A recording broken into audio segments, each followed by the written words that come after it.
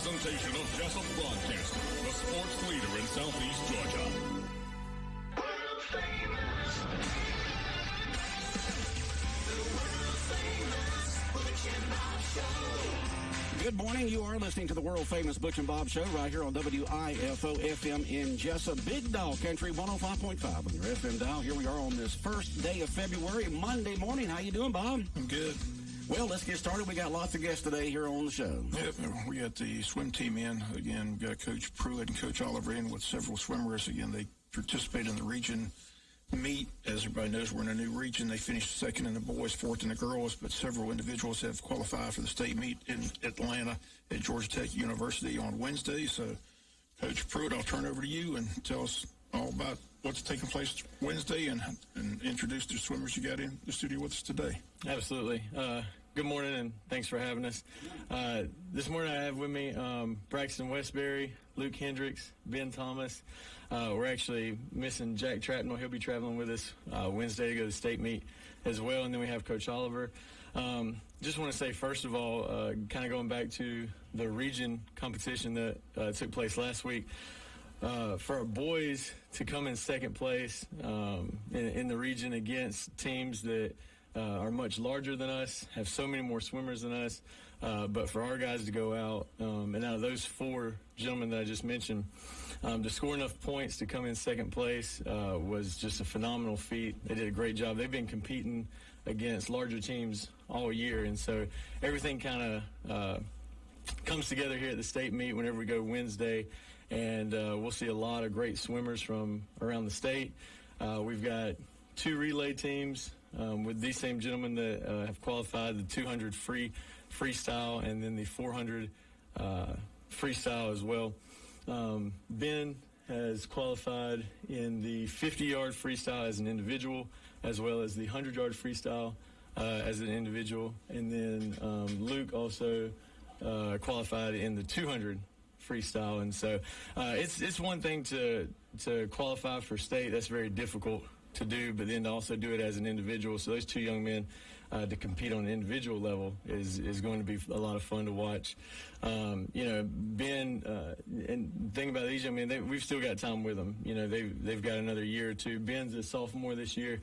He's going to be trying over the next couple of years to do something that's even more difficult, and that's qualify for state all 4 years of his high school career. So we're really excited to watch these young men over the next few years. None of them are graduating, so they're going to be fun to watch. Our girls team has come a long way. We had 5 girls on our swim team, 3 of which were brand new. 4 were new to us. 3 had never really swam on a swim team before. So to watch them go out and compete and come in 4th place in the region was just great. I'm really proud of them and just excited about the training that Dave puts them through. I've always said that if you want to have a successful athletic program, you can't train at the level that you're at. You have to train as if you're in the next level up. And so Dave really brings almost a collegiate style swim program to these guys and works them out really hard. And I really think they're going to be prepared to break in some of the top 10 finishes in state. And so hopefully we'll, no pun intended, go make a splash. And again, it's this Wednesday, so when will the team head up? Is it a one-day event at Georgia Tech University, or is it several days? So with all the COVID protocols, they have changed the schedule a little bit. Usually, last year, we would go up for 2 to 3 days, depending on whether or not you would swim in the finals. They would have preliminaries, and if you qualified, then you would swim the next day in the finals. What they're doing this year is we'll leave Wednesday morning. We'll get there, warm up around 4:30, and then they'll swim starting around 6:30. And whatever your time is for that one swim, they will use the top times for their finals list. So, unfortunately, they'll only get to swim once this year compared to last year where they swim twice, including the finals. But that's the way it is with all the protocols that they have to undergo there at Georgia Tech. But it'll be a nice facility, and we're excited to get up there. And hopefully they'll put in some good times, and we'll see where we fall in that 5A classification. Sounds good. Let's go ahead and meet the swimmers. Absolutely. And, start at the end there. And all right, we'll start there. Where we are. Okay. All right. Hello, my name is Benjamin Thomas. I'm swimming the 50 freestyle individual, the 100 freestyle individual, the 200 free relay, and the 400 free relay. My parents are Eddie and Sabrina Thomas. What year are you in? I'm a sophomore. Sophomore. It seems like we've been seeing you in the studio swimming since you were about this high. Yes, sir. From the Piranhas on up to the high school. All right. On to the next swimmer. My name is Luke Hendricks. I'm going to state in the 200 freestyle individual, the 200 freestyle relay, and the 400 free relay. And my parents are Lance and Emily Hendricks. All right. And what year are you? I'm a junior. Junior. Okay. All right. On to the next swimmer. My name is Bryson Westbury. I'm a junior in high school, and at state I'm going to be swimming the 200 free relay and the 400 free relay. Okay. Sounds good. And your parents? My parents are Brad and Kelly Westbury. All right. Okay. We got all the swimmers, right? Yeah, let's talk to Coach Oliver. Oliver? And All right, Coach. Get his thoughts on how these kids will do up there in Atlanta. Good morning. I'm real excited about, the training they've put in has prepared them for it. I think they're going to swim their fastest times of the season. It kind of hurt in a way that we missed last summer, so we were starting a little bit behind, but almost every team was in the same boat. The problem is the time standards didn't change, so we had, a short amount of time to get them prepared for it. They'll be ready. They'll be prepared. We've been going 3,000, 4,000 yards every practice. Wow. Where do y'all train? We train at the Velocians pool. It's a 3-lane pool, and I hope that's indoors. we have bubble over it, so it it stays. It's the bubble one that yes, sir. Maddox Right. Practice That's at. it. Okay, yeah. Yes, sir. It's a super bubble over that thing. It's amazing. So I'm curious, all these sports thankfully are underway, but you still have COVID protocols and things like that. So have you had any problems with kids testing positive this year at all? Or Knock on wood, we have not. So we've been able to train straight through it, and hasn't really affected us at all. Is this what your students have to do in class every single day? Have these these masks on? Are these provided for you when you come in, or do you bring your own, or how's it work? A little bit of both? Okay, all right. Do you get used to it, to being on all day? I mean, I only have it on when I'm around other folks. Y'all get used to having the mask on? Yes, sir. You just get used to wearing them because we wear them every day, all day. Okay, all right. Those look nice and light. Mine's thick cloth. Yours are nice, thin material compared to what mine is. Okay. I've just wondered, because that's one of the reasons why Wayne County has been able to continue on with their classes, unlike some of the schools, because we do have a dedicated group of students and teachers and administrators who are using the mask like they should on a daily basis and doing the protocols. Yeah, and I'll say that once we set that standard in the classroom as well as with our athletic teams, that's what we're going to do. We're going to have masks. We're going to try to social distance as much as we can. The kids fall right in line with it. And they understand how important it is.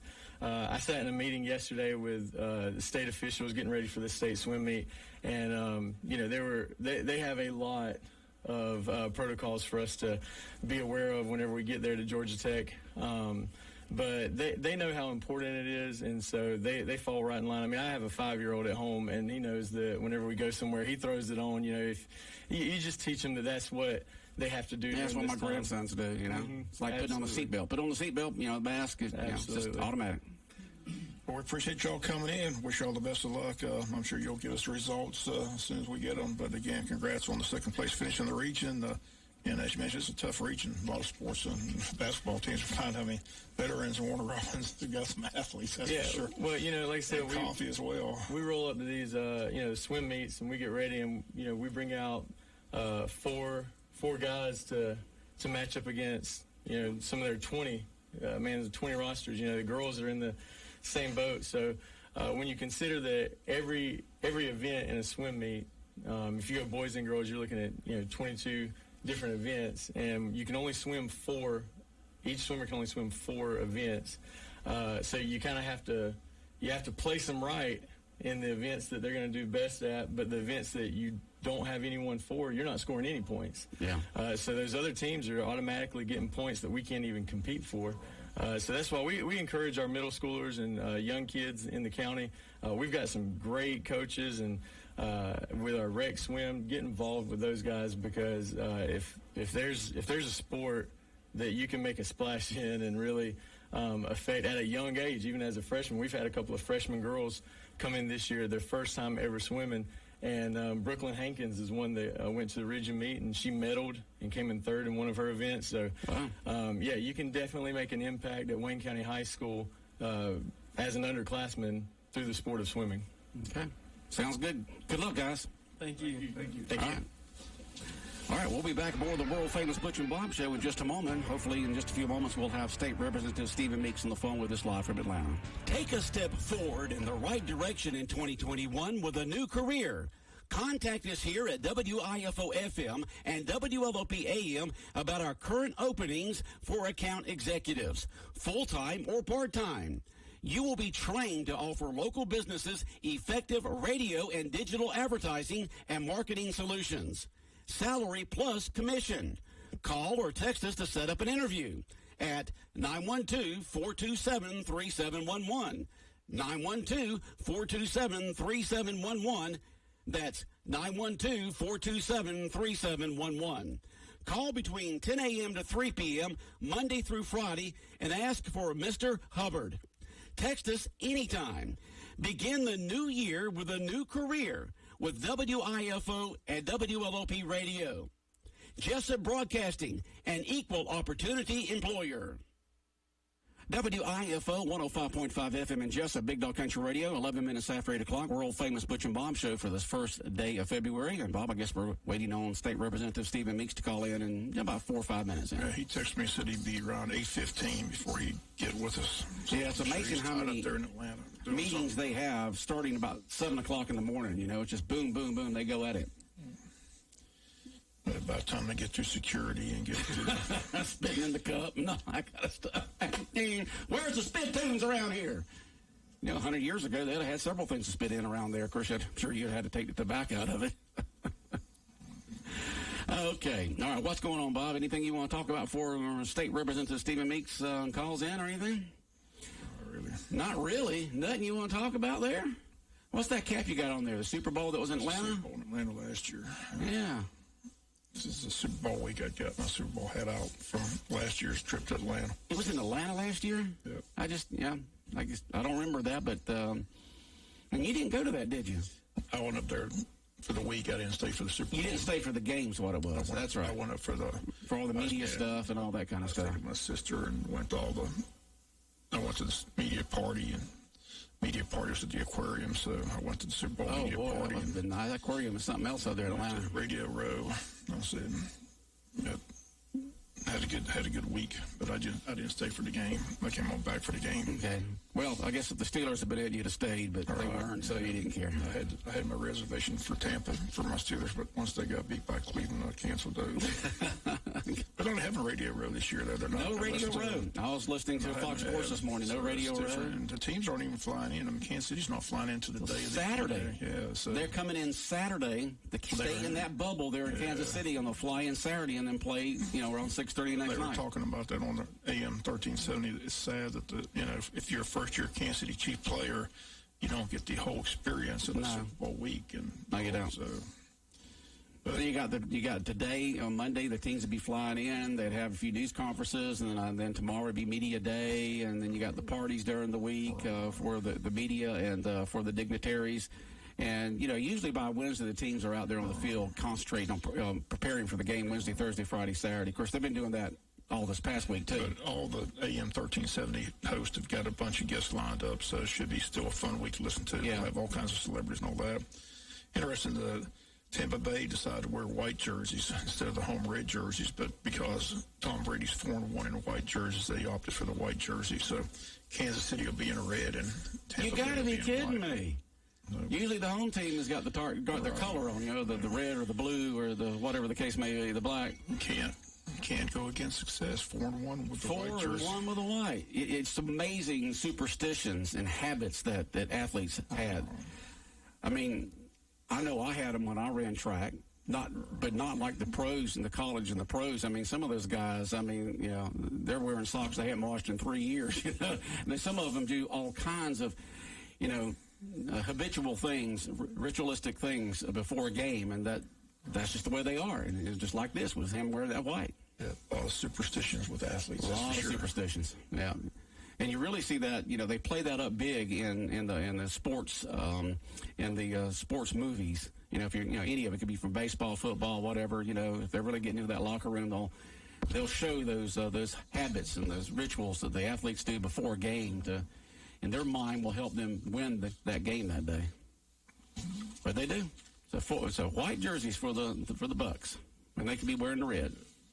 Big trade over the weekend, though. Matthew Stafford's got a new home. He went to Los Angeles. Los Angeles gave up a lot for him. Are you surprised about all they traded for him? Is Stafford that much? I'm just surprised how they treated Jared Goff. I mean, Jared Goff won the Super Bowl 2 years ago, and plus this year he just came off surgery. Wasn't supposed to play in the playoff game. The starter got hurt like within 3 plays. Right. Jared Goff went out there with the surgically repaired index finger and led his team to victory, and then lost the next week. But I'm surprised they given up on Jared Goff. Apparently they said that he's lost some of his mojo, some of his confidence and stuff like that, and they just felt that he just wasn't a fit there anymore. But they gave up the farm. I mean, they gave it the farm for a quarterback that's getting on up there in years. Well, Clay Travis said it best, though. Everybody knows that you get that right quarterback, you can go to the Super Bowl. I mean, look at Tampa Bay. Tampa Bay was 7-9 last year. Mm-hmm. They go and get Brady, and they're in the Super Bowl. Yeah, so it's all about that. It's all about star that quarterback that can make the right reads and make the plays. So, and he's got the experience. There's no doubt about that. He still has the arm, but he's not a young buck to give up that much for him. That's why the Houston Texans are trying to hang on to Deshaun Watson, who's demanding a trade. But all right, hold on one second. We got Steven. Hold on a second here. I'm going to play a commercial, and then we'll be back on the air. Or actually, I'm going to play the weather forecast.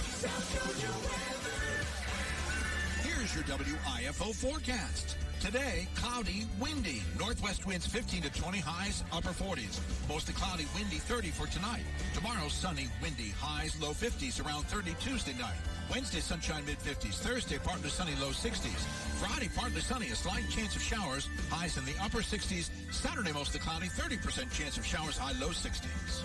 Georgia meteorologist John Weatherby in the GNN Weather Center.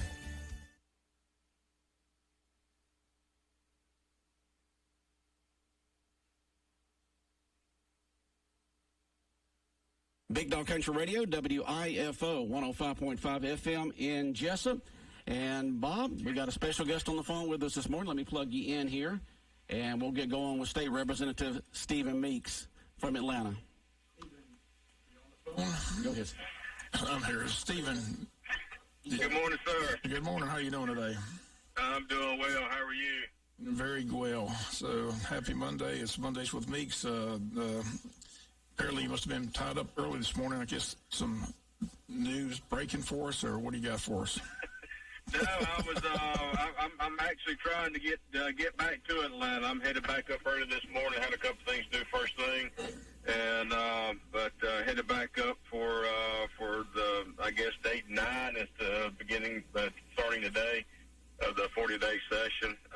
Last week we did do the FY20 amended budget, so we got that out of the way, and that includes some positive news for QBE funding and education, restoring some 60% of that budget that was cut, of that 10% budget that was cut last year. So we're able to get the amended budget done late last week, I guess last Thursday.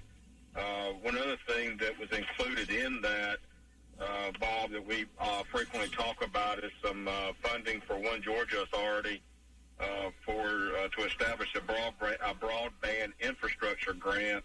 $20 million was put in, requested by the governor, put in for in the amended budget, and then the other $20 million will be done subsequently in the big budget for a total of $40 million. I do believe that the governor is putting into that program for continuing to deploy broadband to rural areas. So we had some good things to happen last week with the budget. So looking forward to another week in Atlanta this week. Yeah, I read that last week about the money for the broadband. Again, that's good news for this area for sure.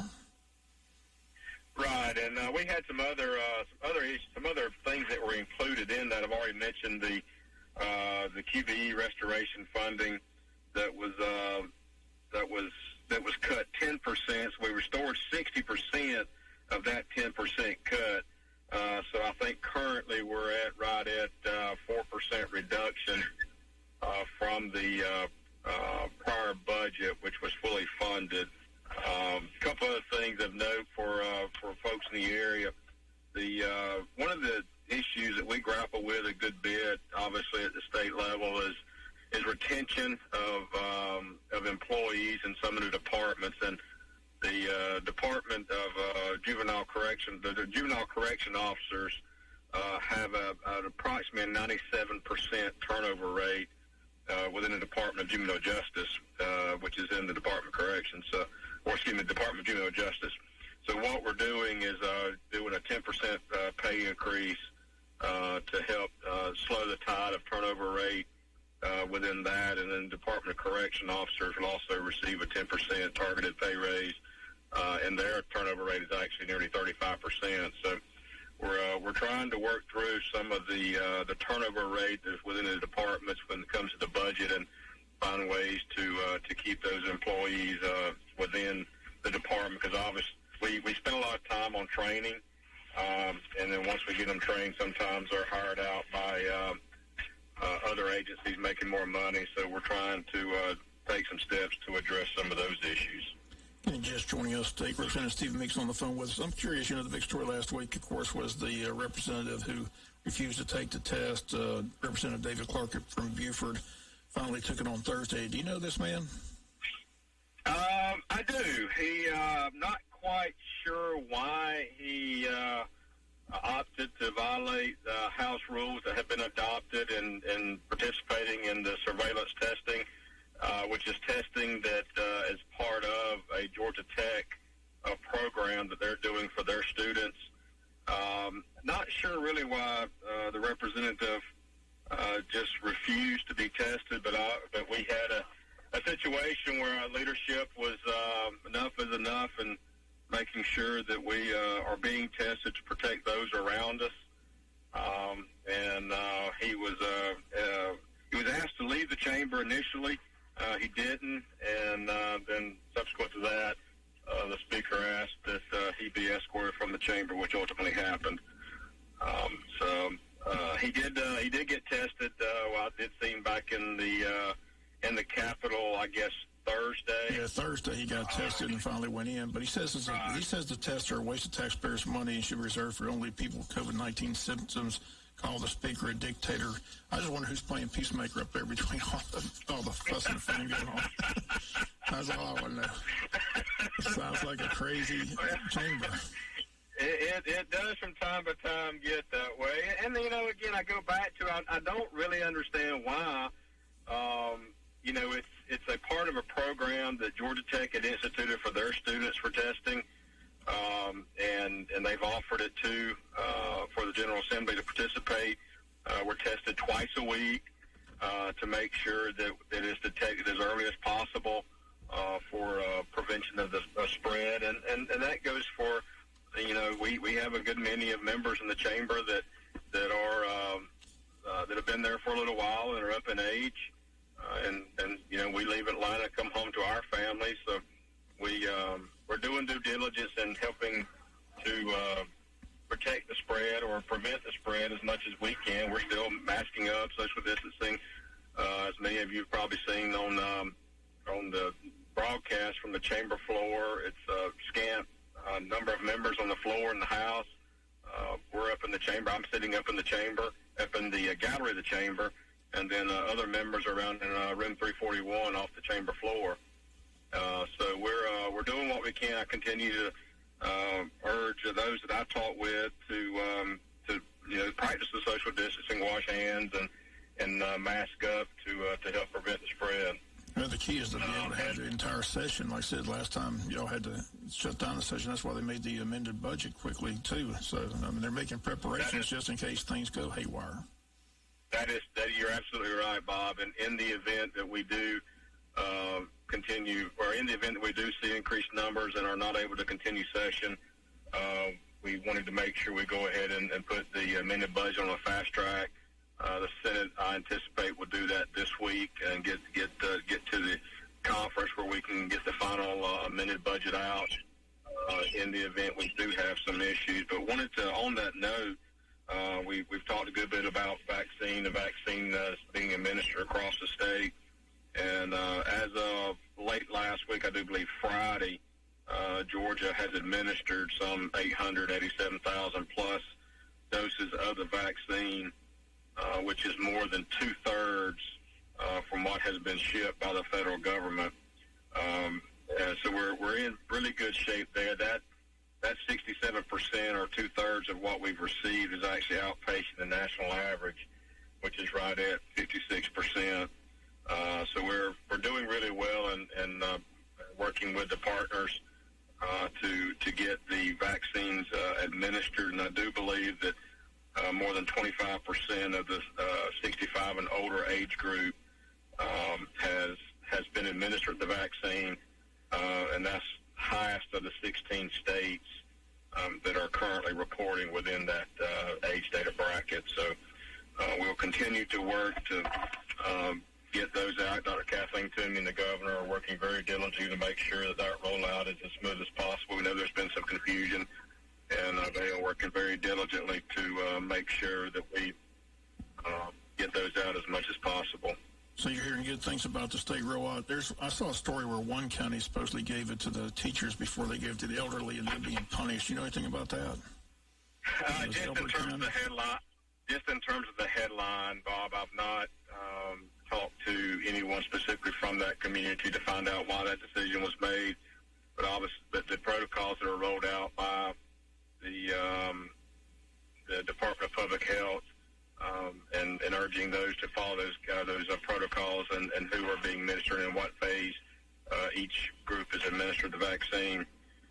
But we continue to monitor that, and I know the governor is working to expand that as quickly as possible with the amount of doses that we are receiving here in the state. But only just the headline. I haven't spoken to anybody from over in that area of the state. Sounds good. Anything else we need to be aware of? Anything coming up on the horizon we need to know about? Anything's going to be debated, hotly contested? Well, we've got the gaming and gambling bill that's resurfaced this year already. The word is the push is now to just let the people vote for that. Is that a possibility? Just put on the ballot, let the people decide? I think that's probably the aspect that the sponsors of the legislation are looking to take it and allowing the voters to vote on it in an amendment during an election cycle. And that may be the way it's done. Yeah, would that be the easier solution? Get it out of the legislators' hand and not let them take the heat, let the voters decide? Well, to some degree, it depends on where you're from, on how you look at it. But yes, sir, that's probably the best way for it to be done. And again, we'll continue to work on the election reform. But nothing's come out of committee yet. The speaker named committees, I guess, last week, week before. And that process will get going. And I know there's been 8 different pieces of legislation that have been introduced, I believe, thus far. But those will kick off. And speaking of committees, I will continue to serve on the Agriculture and Agriculture and Consumer Affairs Committee, as well as Energy Utilities and Telecommunications, Intergovernmental Coordination.